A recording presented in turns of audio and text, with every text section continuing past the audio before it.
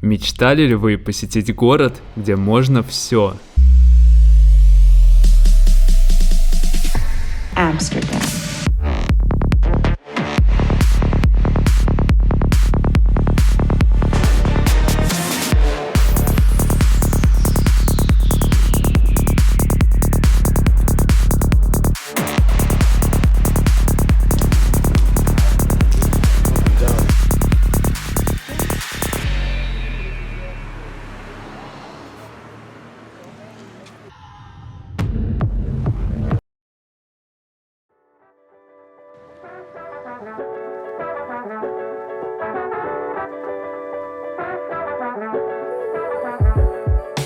Амстердам — это особенный город, и многие говорят, что его нужно хотя бы раз в жизни, но обязательно посетить.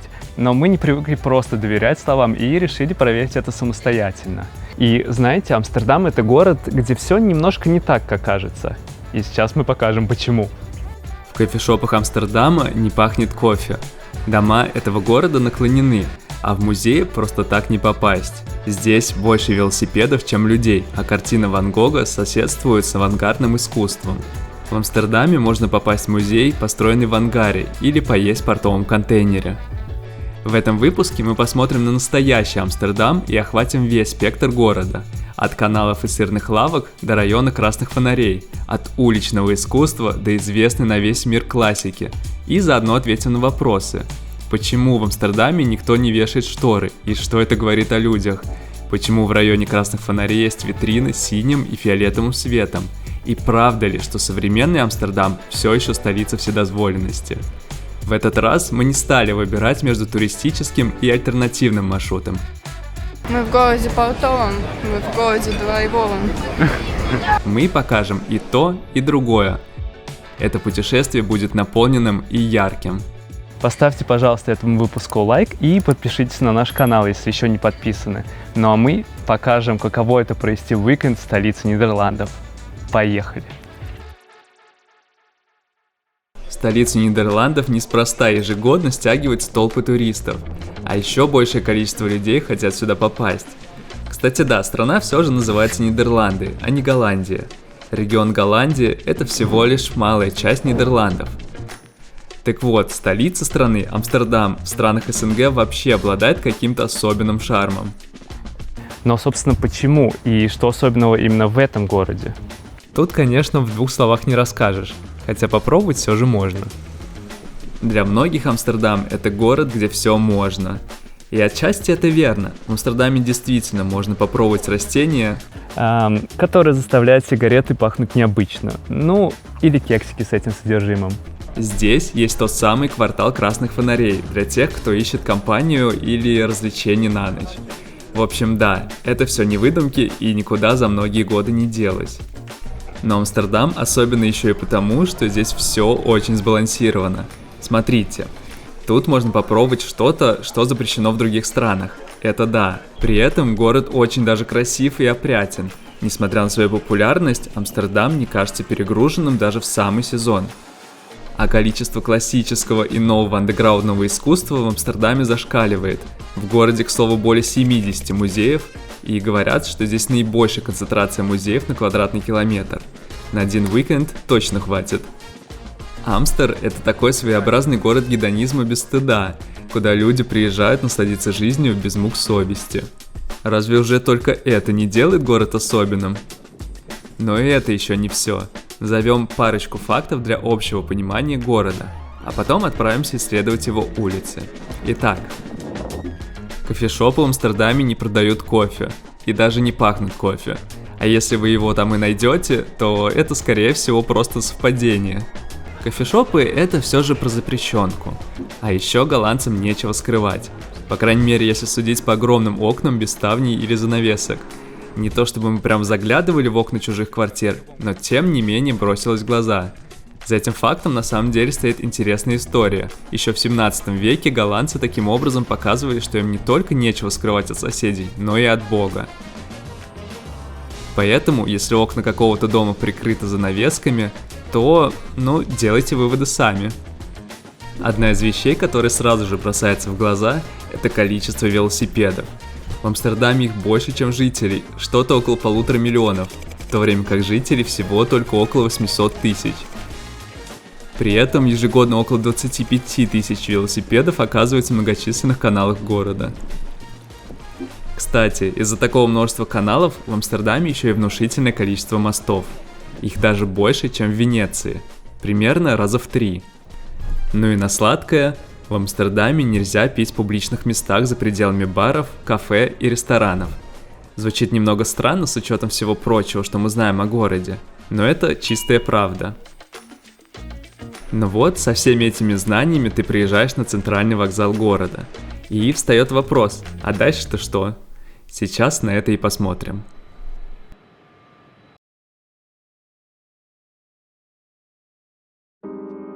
Городской вокзал находится прямо рядом со старым центром города. Чтобы добраться до достопримечательностей, понадобится каких-то 5 минут ходьбы. Старый город совсем небольшой, но очень плотно застроен и находится на многочисленных каналах города, по которым туда-сюда снуют лодки и катера. А это, наверное, одно из самых узнаваемых мест этого города. Эти домики — это просто визитная карточка этого места. Этот широко известный вид – так называемые танцующие дома. Они стоят буквально на воде, их фундаменты зарыты в болотистую почву на деревянных сваях, и со временем некоторые из них накренились. Отсюда и пошло название. Дома разной высоты, чуть наклонены, и каждый будто со своим характером. И да, постройки достаточно узкие, а все потому, что в 17 веке в Амстердаме налоги рассчитывались по ширине фасада дома, а не по его площади. Поэтому жители старались строить дома узкими, но глубокими, иногда на десятки метров внутрь квартала. Отсюда такой узнаваемый вид. Такие дома, к слову, встречаются в городе абсолютно в разных районах, и не только на этой набережной. Слушай, ну тебя прям не оттянуть от этого места. Что в нем такого особенного-то? Свет. Свет? Именно с этой набережной, как правило, отправляются туристические лодки. Наверное, один из популярнейших способов познакомиться с городом.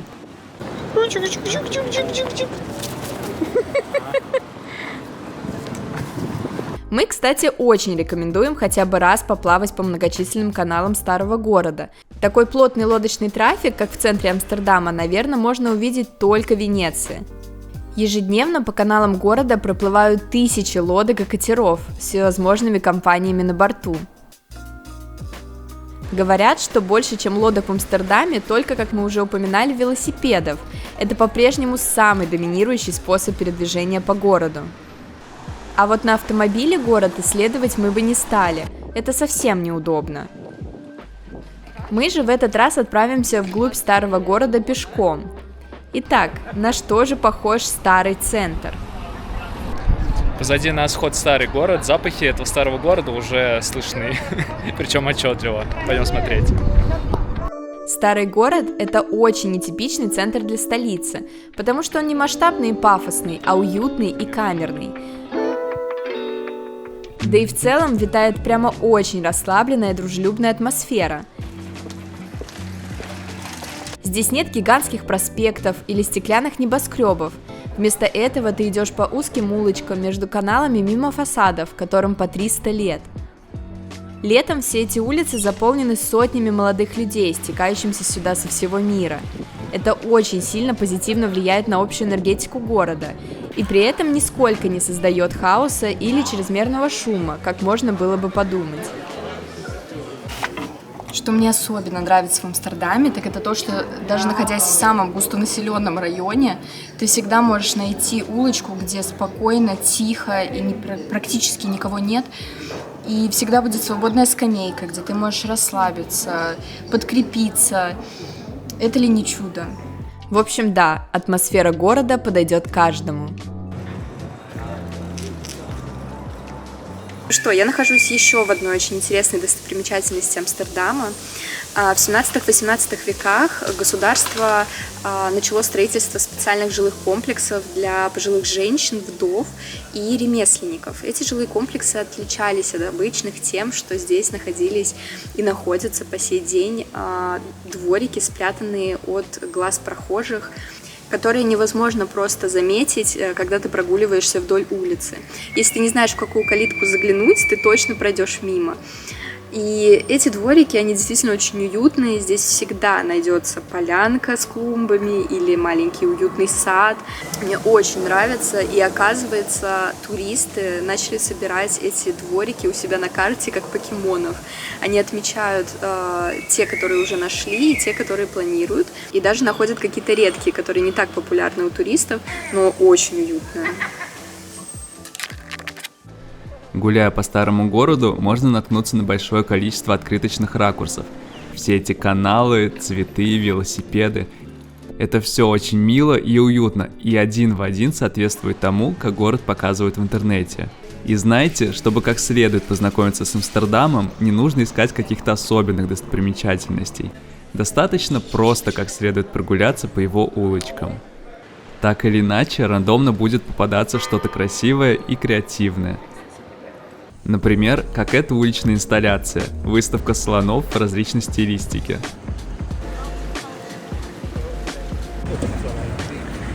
Это вот самый странный слон из всех здесь. Амстердам – это, на удивление, очень романтичный и располагающий к себе город. Об этом как будто бы говорят гораздо реже, чем город того заслуживает. Ну, давай вот в одном слове твое первое впечатление о городе. Очень уютный, красивый, хочется здесь отдыхать, веселиться, кушать сладости. В общем, как и в любом городе, да, где ты бываешь? Ближе к вечеру тот самый особенный кофешопный аромат Амстердама становится ярче. Кофешопы здесь повсюду, но при этом никто не лезет с этим в лицо, они просто часть городского фона, хотя с непривычки все же полностью их игнорировать не получится. Конечно, к чему невозможно привыкнуть, так это к ароматам кофешопов. Это очень сложно идти по улицам, где их действительно много, потому что, ароматы явно не ванили, будем честны. Но как будто бы в столицу кофешопов ехать и жаловаться на ароматы, как-то тоже не очень честно и справедливо. А вот для любителей поесть есть что-то особенное. И начнем, пожалуй, со сладкого. В общем, я не знаю, что это, но мы будем сейчас пробовать.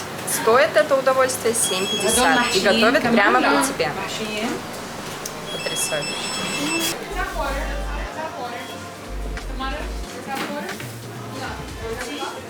Вот такую же сладость я получила. Сейчас мы будем это пробовать.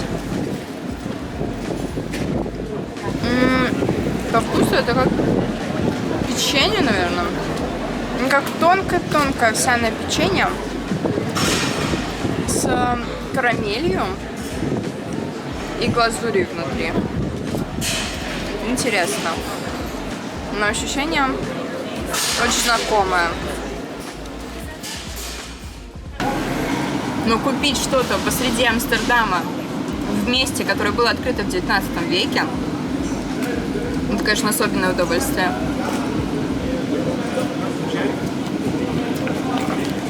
Но вот главный деликатес, который можно и нужно попробовать в Нидерландах, это местный сыр. Говорят, что бесплатный сыр только в мышеловках, но мы считаем, что есть еще бесплатный сыр и в Амстердаме. Пойдем смотреть. Сыр в Нидерландах – это не просто продукт питания, а важнейшая часть национальной культуры, истории и экономики. Сыр в этой стране производят уже более 800 лет, и Нидерланды до сих пор являются одним из крупнейших экспортеров сыра в мире. А такие города, как Гауда и Эдам, даже дали название знаменитым сортам сыра. Так, нидерландский сыр, отечественный, 75-недельный гастровино моментум. Понятия не имею, что это, но очень хочется попробовать. Такое люблю. Твердый, солененький, такой во рту, как крахмальный. Очень вкусно. Нидерландский сыр – это точно такой же символ страны, как тюльпаны и мельницы. Различных видов сыра здесь огромное множество.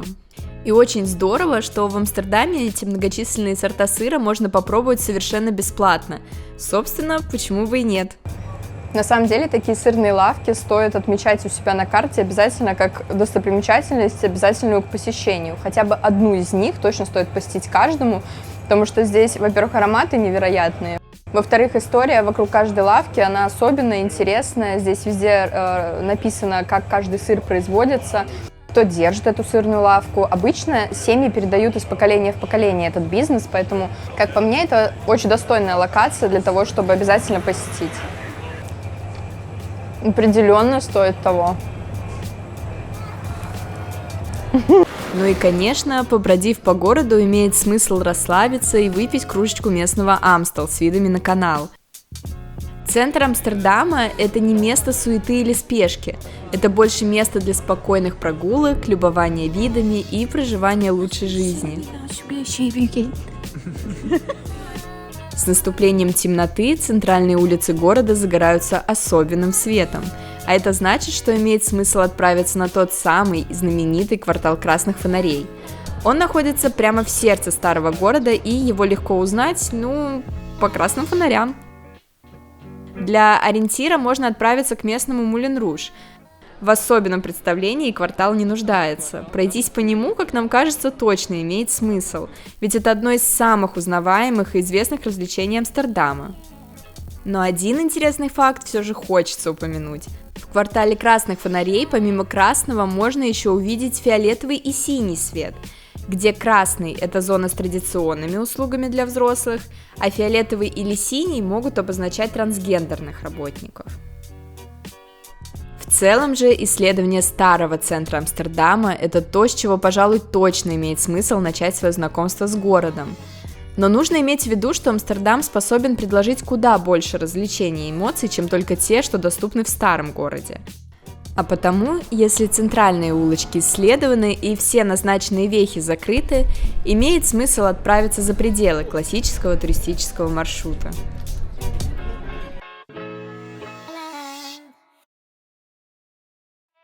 Буквально в 15 минутах от городского центра расположена очень особенная часть Амстердама. Здесь никаких каналов, цветочных рынков и старинных домиков.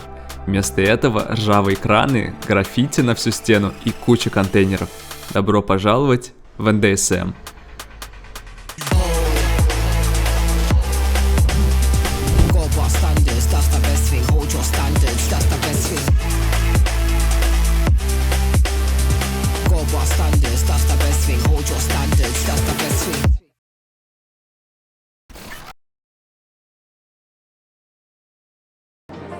Добраться до НДСМ очень легко. От заднего выхода центрального вокзала с пристани отправляются бесплатные паромы.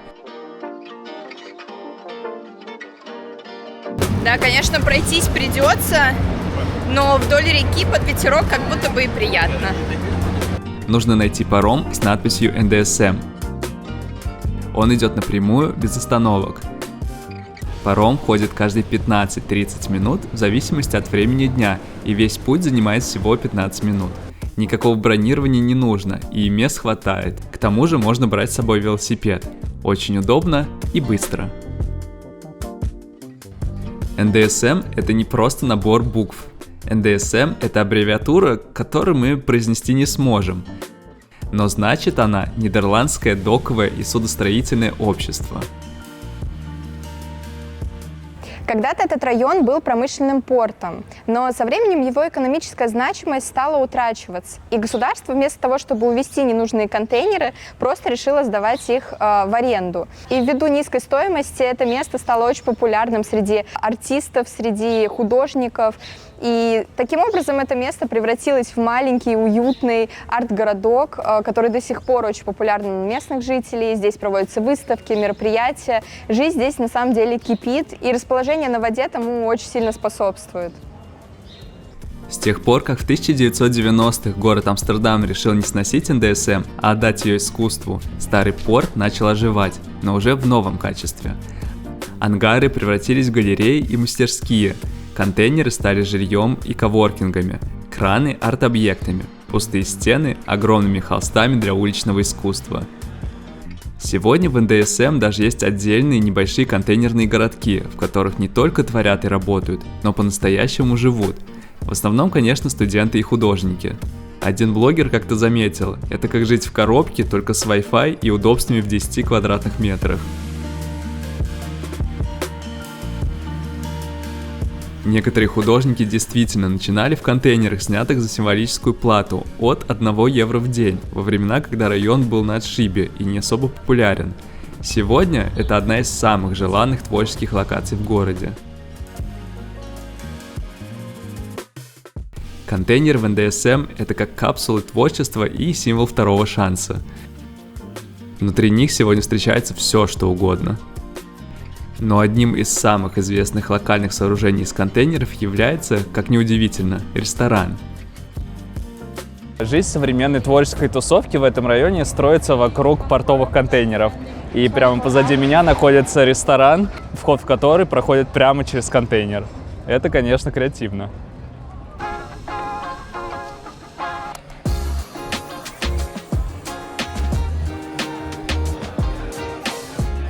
Ресторан Плек – это не просто ресторан, а настоящий культурный символ НДСМ, олицетворение креативной свободы, осознанного образа жизни и голландского урбанизма с человеческим лицом.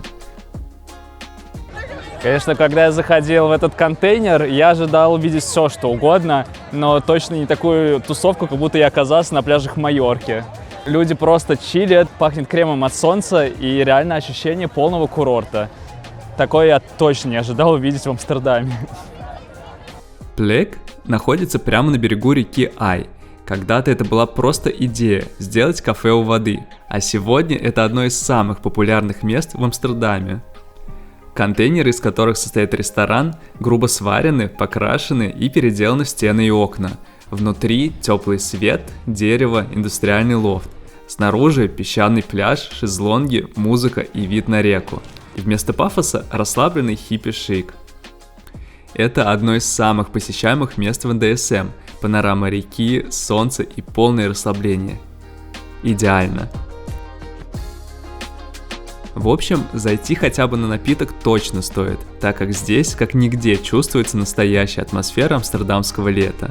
Этот ресторан – это шикарный пример того, как можно превратить промышленный хлам в точку притяжения и отличное место, чтобы зарядиться в очень располагающей и веселой атмосфере. В общем, да, местечко по-настоящему солнечное, яркое и такое прям активное. Да, хочется сразу на шезлонг, раздеться и прыгнуть в воду. И это в Амстердаме. Да. Поразительно. И если Плек притягивает в основном местную тусовку, то точкой притяжения для людей со всего мира в НДСМ стал один очень особенный музей.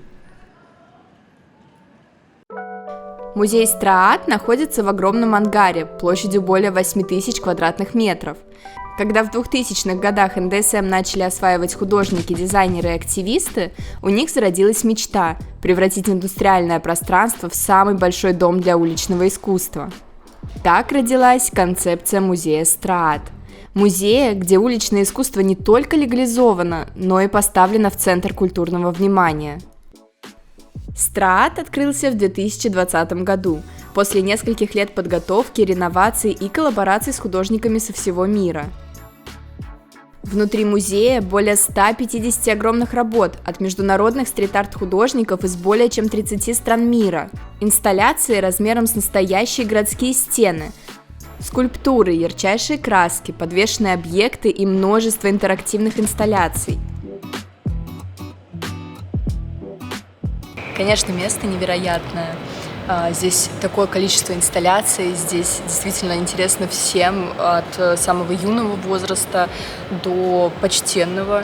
Очень много новинок, как я знаю, и действительно люди приходят сюда, чтобы посмотреть новые инсталляции, новые картины, новые граффити.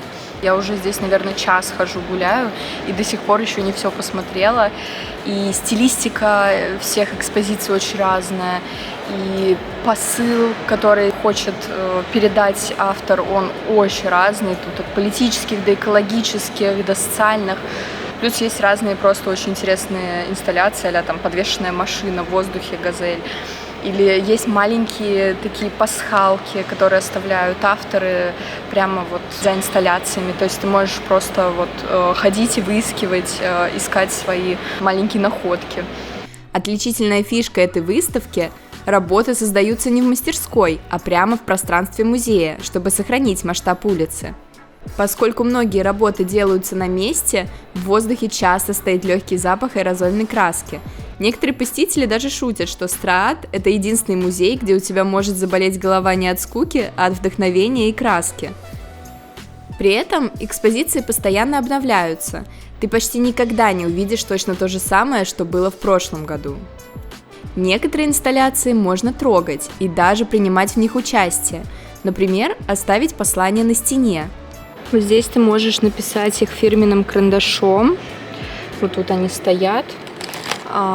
Можешь написать какое-то послание, которое потом окажется на вот этой большой-большой стене. Страат – это не музей в классическом смысле, это своеобразная улица под крышей. Каждая работа как плакат крикливого города, и ты в его центре. Зайти сюда стоит хотя бы даже потому, что это самый большой музей уличного искусства в Европе. Здесь можно почувствовать энергетику города и искусство одновременно. Подойдет и тем, кто в уличном искусстве совсем ничего не знает, и тем, кто глубоко в теме. Это место точно стоит своих 19 евро, и я думаю, что я здесь проведу еще пару часов, но совершенно точно не жалею об этом. Это первая на моей памяти такая локация большая, арт-пространство, именно стрит-арт-пространство, и я в восторге, правда. Мое сердечко ликует, потому что количество красоты на квадратный метр, конечно, зашкаливает. Как нам кажется, НДСМ – это одна из наиболее ярких локаций современного Амстердама и обязательна к посещению. НДСМ – это как альтернативная вселенная европейского города, без каналов, без музейных очередей, без сувениров. Это город в городе. С ржавыми кранами, песчаным пляжем, ресторанами в контейнерах и искусством на каждом шагу. И если вы ищете вдохновение, новый смысл или просто хотите увидеть, каким может быть современный Амстердам, вам сюда.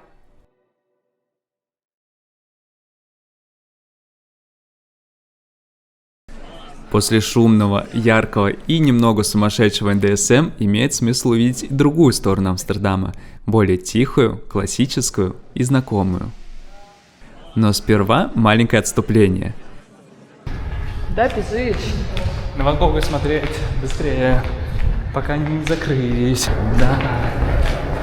Мы огромные любители творчества Ван Гога, и так уж получилось, что между Ван Гогом и Амстердамом существует тесная связь, правда посмертная. Говорится, угадайте, куда мы движемся по знакам.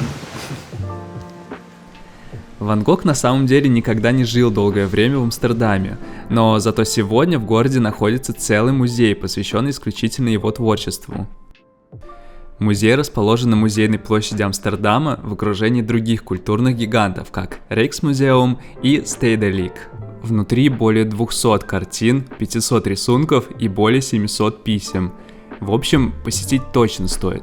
Правда, если получится. Короче, не попадем мы ни в какой музей, потому что они ограничивают билеты. Надо было заранее.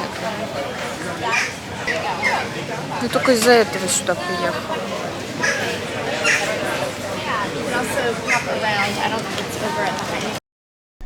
Музей Ван Гога в Амстердаме – это один из самых посещаемых художественных музеев в мире. В среднем более 5000 человек в день. Билеты можно купить на официальном сайте, но, как правило, это нужно делать хотя бы за пару дней. Вообще неожиданно на самом деле, потому что как будто бы это музей. То есть в Лувр не нужно бронировать заранее, в Эрмитаж не нужно бронировать заранее. Но, видимо, музей настолько популярен, что просто ограничивают и упрощают жизнь всем. Просто мы не додумались почитать заранее, и это печально. В общем, не повторяйте наших ошибок, бронируйте заранее, и тогда, возможно, вы увидите Ван Гога. Не собственной персоной, но мы вообще никак не увидим. Но, к счастью, музей Ван Гога – это не единственное место, где можно прикоснуться к его творчеству. Rijksmuseum – национальный музей искусства и истории Нидерландов и по совместительству один из самых известных музеев Европы. Он тоже обладает, пускай не 200, но некоторыми картинами художника. Ну что, пойдем искать Ван Гога? Rijksmuseum – это более 1 миллиона предметов, где 8000 экспонатов в постоянной коллекции, включая ключевые работы голландских мастеров Золотого века – Рембрандта, Вермеера и, собственно, Ван Гога.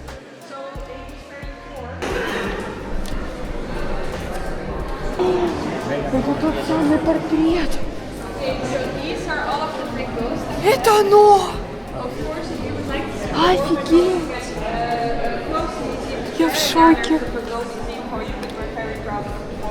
Нашли! Нашли!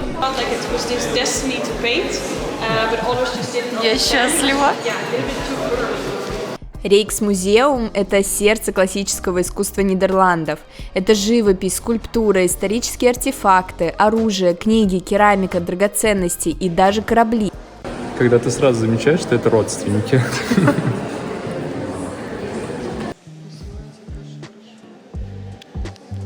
Музей очень и очень просторный. Для того, чтобы не только обойти все его залы, но и насладиться увиденным, необходимо запасти как минимум полдня. Но если времени совсем немного, то вот что нам показалось наиболее примечательным, помимо картин Ван Гога. Сперва, конечно, «Ночной дозор» Рембрандта. Целое помещение отведено под эту картину высотой более 3,5 метров. И это не просто экспонат, это национальное достояние и икона всего музея, над которым буквально работает отдельная команда реставраторов, прямо на глазах у публики. «Ночной дозор» весит более 300 килограммов и занимает целую стену. Сразу от «Ночного дозора» имеет смысл свернуть в галерею славы.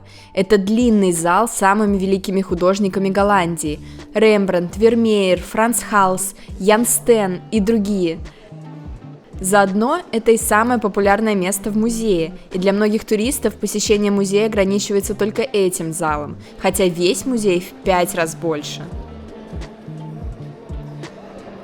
Еще одна уникальная часть музея – это библиотека Кёперса, одна из самых красивых исторических библиотек в Европе. Это к тому же старейшая художественная библиотека в Нидерландах. В нее можно зайти и немножко почувствовать дух студенчества прошлых веков. К тому же в музее стоят огромные деревянные модели голландских кораблей 17 века. Мечи, доспехи, гербы и символика – все как на киностудиях, только настоящее. Ну, кровать тебе как? Это наконец-то я нашел. Вот прям такое я ожидаю, когда в отель заселяюсь. Когда в Аскону пришел?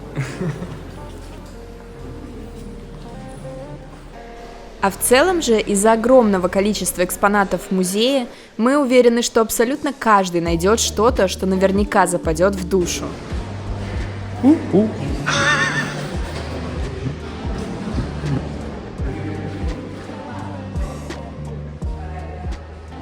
Билет сюда стоит около 22 евро, и, как нам кажется, оно точно стоит того. Ну что, как тебе музей? Похож на Эрмитаж? Нет, не похож на самом деле. На Похож. Лувр? И на Лувр тоже не похоже, но похоже на музеи искусства в Германии, на удивление. Но здесь гораздо больше экспонатов, и освещение очень красивое, из-за чего прям можно выгодно разглядеть все черты картин, мебели местной. В общем, рекомендую.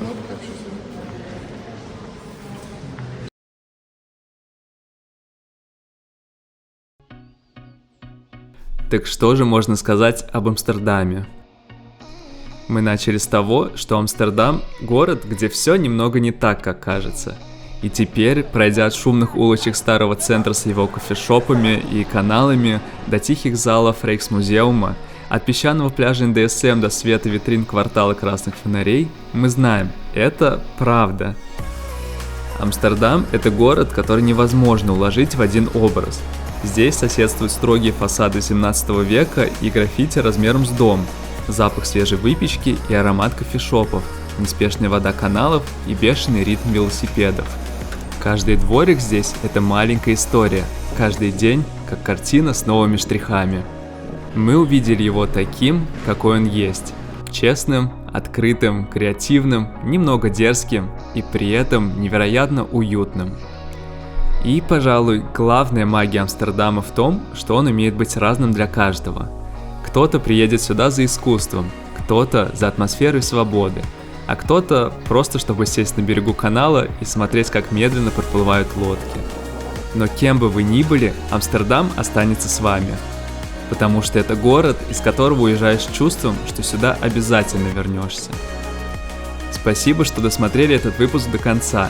И если он вам понравился, то поставьте нам, пожалуйста, лайк. И увидимся с вами в следующем путешествии. Farewell, Амстердам!